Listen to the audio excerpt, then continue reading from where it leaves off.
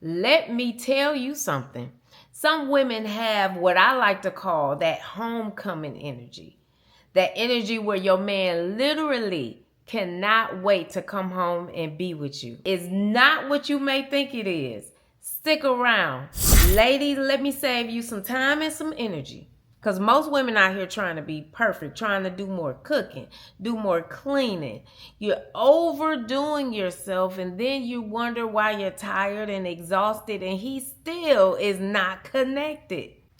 Today, I'm going to give you 7 things or habits that's going to create that homecoming energy where your husband cannot wait to get home to you. He's not just coming home because he wants to. I mean, he's not just coming home because he have to, but he's coming home because he wants to. He cannot wait to be with you.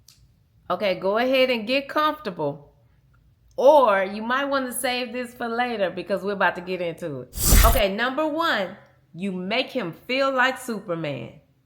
You know how you have a plant and no matter where you put it, it's going to gravitate toward the sun. It's going to automatically just turn. It's an awesome thing to see, especially if you have some sunflowers and they just automatically reach towards the sun. But that's what happens when you make that man feel like Superman. You celebrate his wins like a plant soaking up the sun. Even the small stuff, no matter how big or how small. You let him vent to you without trying to fix everything, without trying to tell him what he should have done, and because you so smart.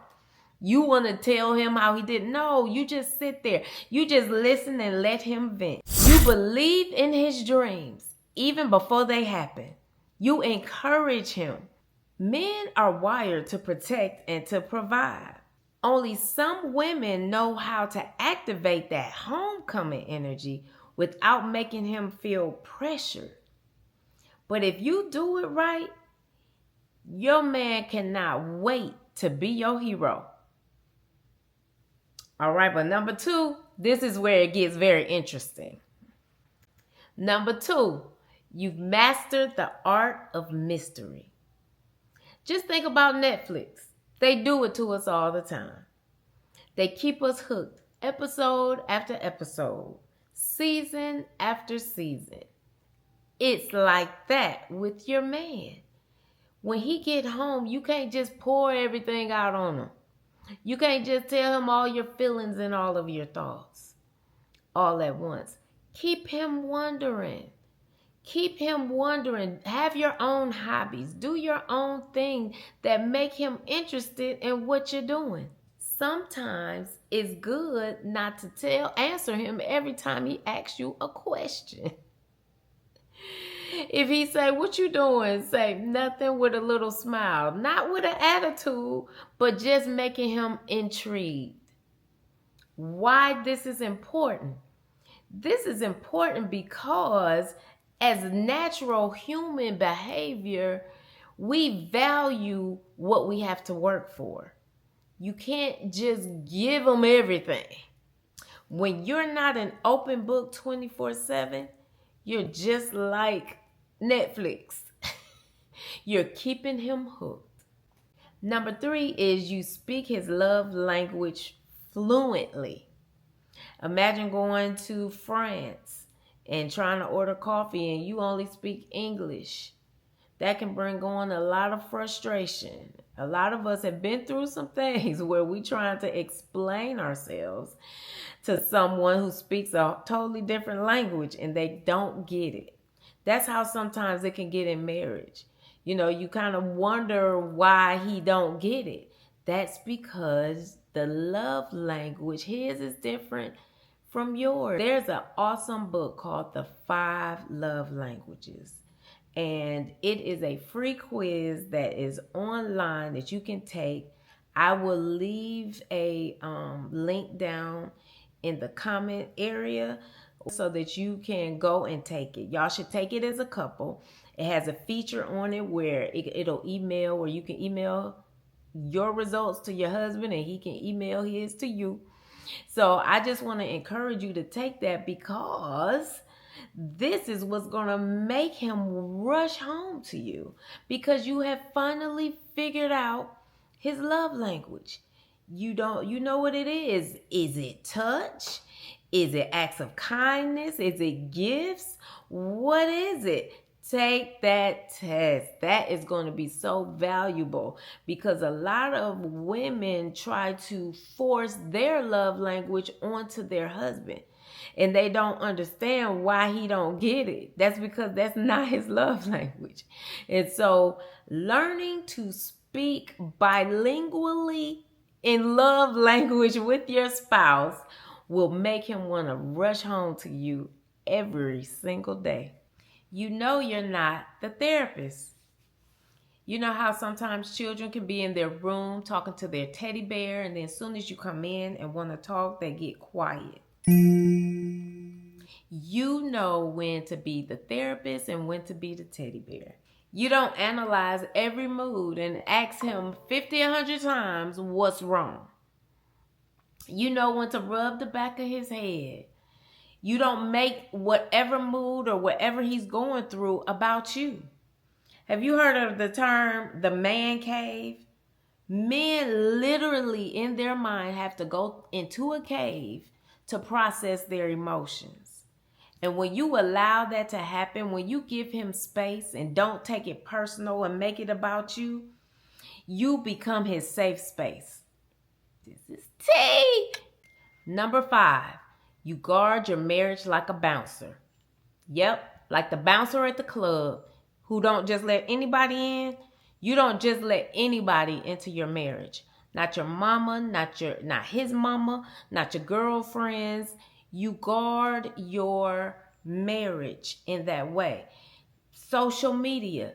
They may know you're married, but you don't put your business out there to get everybody's opinion, because that's what the enemy wants to do.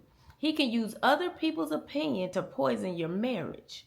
That's why it's so important that you take your cares to the Lord.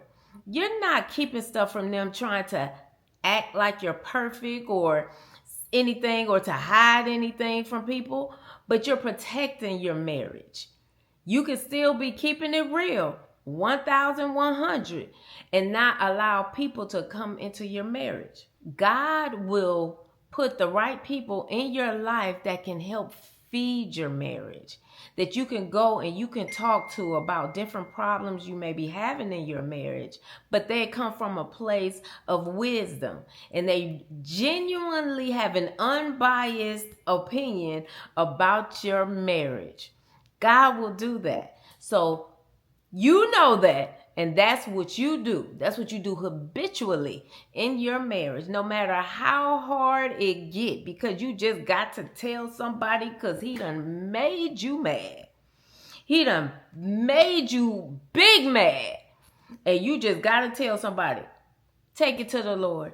Take it to somebody who he put in your life that's going to have sound advice for you. And number 6, is probably the most powerful one.